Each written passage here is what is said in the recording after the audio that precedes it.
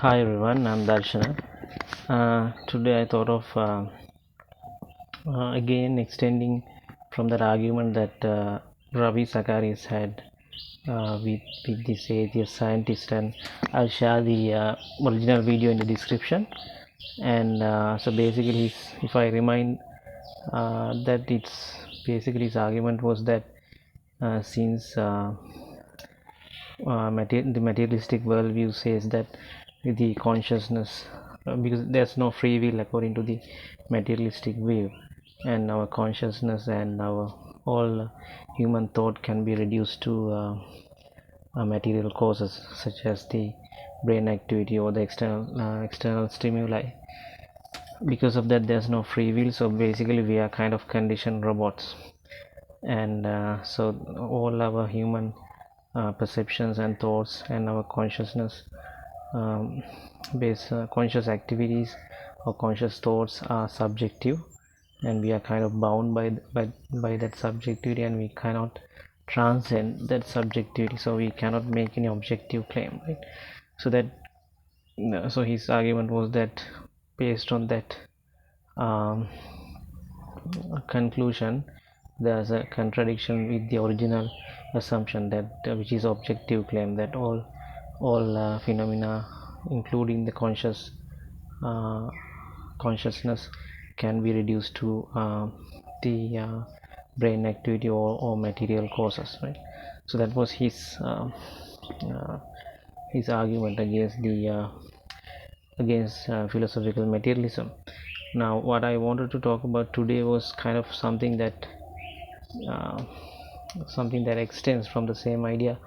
If you look at modern science, the scientific method, it also assumes that there's a objective truth or objective reality, and the whole endeavor in science is to understand that objective truth or objective reality through an experimental method called the scientific method.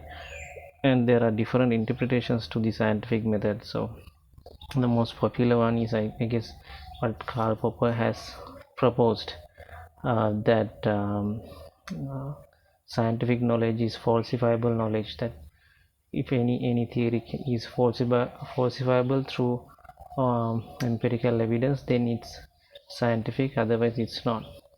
And there's a different interpretation by Thomas Kuhn that says that falsification only applies within a certain paradigm. So within a paradigm, the falsification kind of, it won't question the underlying paradigm, it will reinforce the paradigm, and the one paradigm can be replaced by a better paradigm if the previous paradigm cannot sustain the empirical observations. So but regardless of the interpretation, the basic assumption is that there's an objective truth or objective reality, and the whole scientific endeavor is to get closer to that objective reality, right, or objective truth. So now if you look at um, that basic premise in scientific method, or the philosophy of science, um, the question is whether that really is compatible with the materialistic worldview,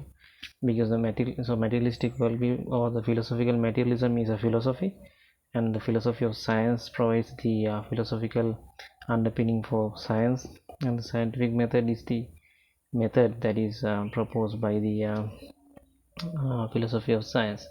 So whether the philosophy of materialism is compatible with the scientific method, and in general whether it's compatible with the philosophy of science. So that's what I wanted to highlight today based on what Ravi Zacharias had said. Because if you think of uh, the the derivative of that philosophical materialism, it says that there cannot be any free will, that we are just conditioned robots, right? And so we cannot transcend that subjectivity, and we cannot know an objective truth. So that is one, on one hand, that is an outcome of the philosophical materialism. On the other hand, the scientific method and philosophy of science operates on the assumption that there's objective reality, and we can know that objective reality by developing abstract theories and concepts, and using these methods like falsification we can reach that, we can get closer to that objective truth, right? So those two ideas are incompatible, I think, because on one hand one uh, philosophical materialism ends up with the total subjectivity. That's the logical conclusion of that. On the other hand, the scientific method and philosophy of science is based on the premise that there's objective truth and humans are capable of knowing that. Human mind can comprehend that, right? So I think there's a incompatibility between um, uh, those two results, I guess, of those two, the result of philosophical materialism and the basic premise of the scientific method and the philosophy of science. So that's what I wanted to highlight today. I mean, because there's a popular notion that whenever we talk about the modern science or the scientific method, that automatically there's an assumption that it is most compatible with the materialistic worldview, right? I think in the popular media also, that idea is reinforced. If you think of like a popular TV series like Big Bang Theory, there's this character called Sheldon, and we can see that he's a, by things that he says, we can see that he's a materialist, and he's kind of the looks like the smartest guy in the entire cast or entire show. So and he's a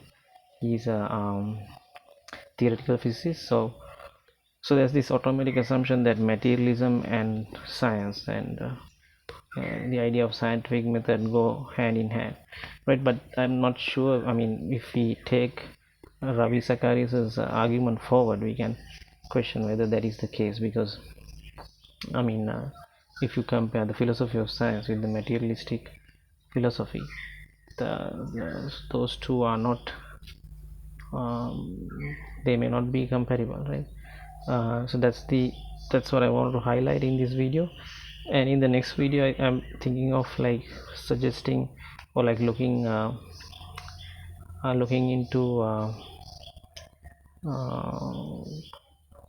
like suggesting what or trying to answer what's the most compatible, the question on what's the most compatible worldview or the philosophy with the philosophy of science, because philosophy of science is kind of it's not a philosophy, I guess. It provides a philosophical underpinning for the for modern science. But if we look at existing different philosophies, and if we see what is the most compatible philosophy with the philosophy of science, so that is what I want to highlight in the next video. I'm basically share my thoughts on that, on the question of what is the most compatible philosophy with the philosophy of science, right?